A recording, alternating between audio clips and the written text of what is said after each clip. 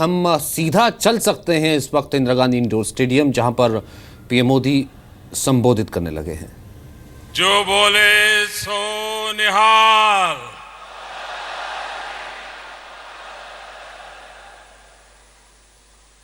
Governor श्रीमान कप्तान सिंह जी सोलंकी, भारत की राजनीति में लंबे अरसे तक जिन्होंने न सिर्फ पंजाब को लेकिन देश की एकता और अखंडता के लिए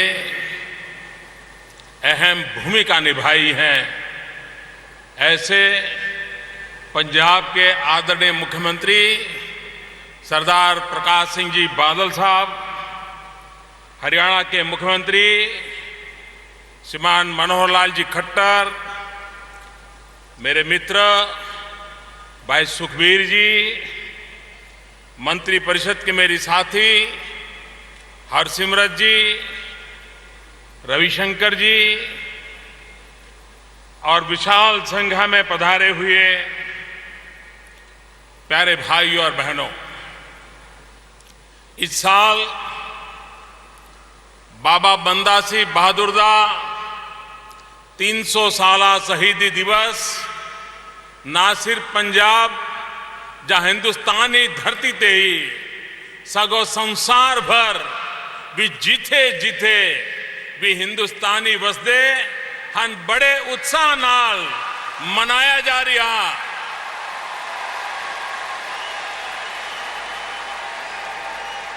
हुण जदों असी सारे उन्हां दी लासानी शहीदी नू याद करके नतमस्तक हुंदे हां, उदों मैं तुहाड़े नाल इस महान योद्धे बारे कुछ गल्लां सांझिया करना चाहांगा।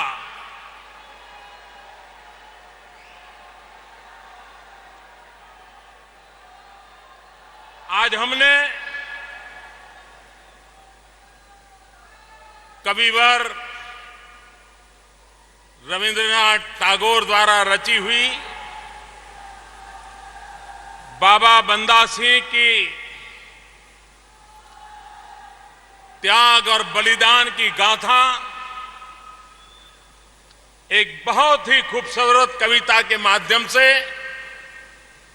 हमने सुनी और जैसे मानो वो कालखंड हमारे सामने जीवित हो गया।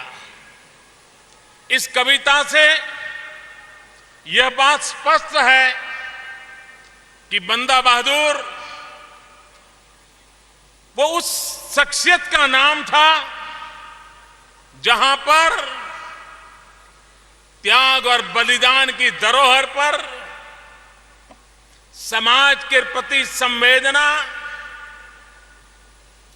समाज के सुख दुख के लिए मर मिटने की कामना, न सिर्फ वीरता, न सिर्फ बलिदान, लेकिन समाज सुधार, सामान्य मानवीय के अधिकार, ऐसी मजबूत नींव जिस महापुरुष ने, जिस वीर योद्धा ने रखी, उनकी 300वीं शहीदी पर आज हम उनसे प्रेरणा लेने के लिए, उनसे कुछ सीखने के लिए और उनकी सीख को हमारे कार्यकलाप में लाने के लिए आज हम उनका पुण्य स्मरण कर रहे हैं।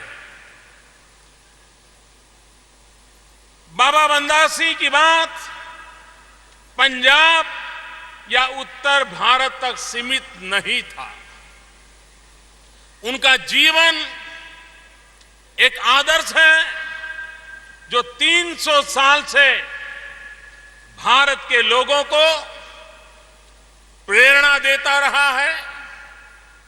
हम सब जानते हैं कि बंदा बहादुर जी एक महान योद्धा होने के साथ साथ सामान्य मानवीय के प्रति अत्यंत संवेदनशील ऐसे प्रशासक के रूप में इतिहास पर अपना नाम अंकित करके गए हैं। लेकिन जब गुरुदेव टैगोर ने उनके बारे में लिखा तो वो मानवीय गुण हमारे सामने प्रस्तुत किए जो दूसरों के लिए मिसाल होते हैं, जो दूसरों को जीवन भर प्रेरणा देते हैं।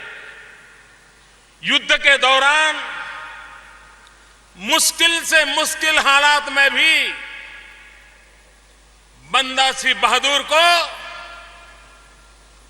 कभी भी पूरे कार्यकाल में एक पल भी, एक डगर भी अपने मार्ग से विचलित हुआ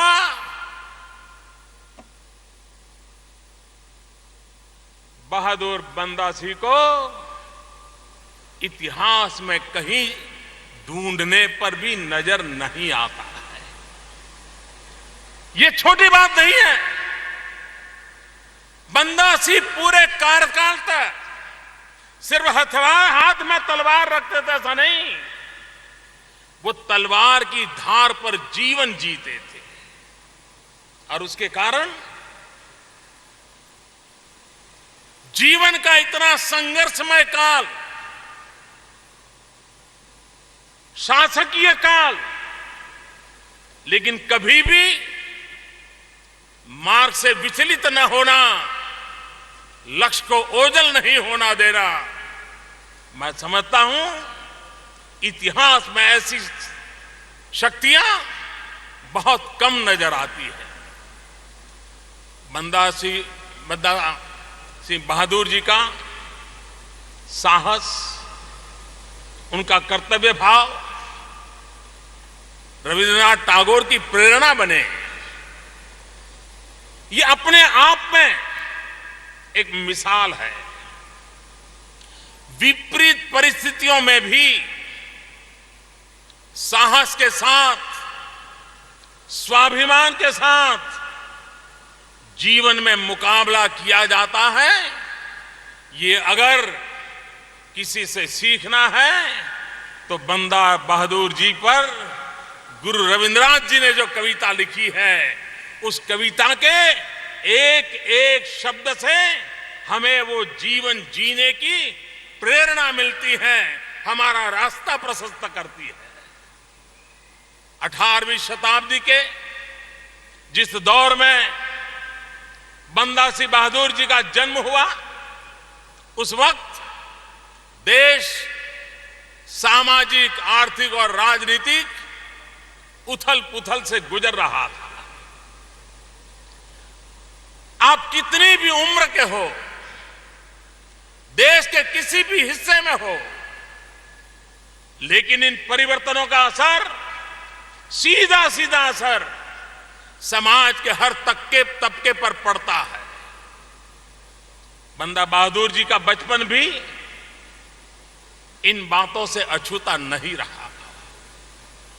वे आसपास के माहौल को देख रहे थे, समझ रहे थे, लेकिन कहते हैं कि इंसान की जिंदगी में कई बार सिर्फ एक घटना उसकी आने वाली जिंदगी का सफर तय कर देती है। बंदा सिंह बहादुर जी के साथ भी ऐसा ही हुआ। किशोर अवस्था में एक जानवर को मारने के बाद वो इतने परेशान हो गए, उन्हें इतनी आत्मग्लानि हुई कि वो बैरागी हो गए। हम भगवान बुद्ध की कथा सुनते हैं, दो भाई जंगल जाते हैं, हंस मारने वाला कि बचाने वाले का, और जो बचाने का पक्ष लेता था वो सिद्धार्थ बुद्ध बन जाता है। बंदा बहादुर सिंह एक घटना उनके मन को आंदोलित कर गई और वे बैरागी बन गए। यह वैराग उन्हें गुरु गोविंद सिंह जी के चरणों में ले गया। नांदेड़ में गुरु गोविंद सिंह जी मुलाकात के बाद ही उनके पुराने जीवन की पहचान पीछे छूट गई। संसार का वो हाल छोड़ दिया। कभी माधोदास के नाम से जाने जाते थे, वो बात इतिहास के घर में डूब गई और वे बंदा सिंह का नाम धारण करते हुए इस मुलाकात के बाद एक बैरागी किशोर गुरु गोविंद सिंह जी की प्रेरणा से एक महान सैनिक बनने के राह पर चल पड़ा।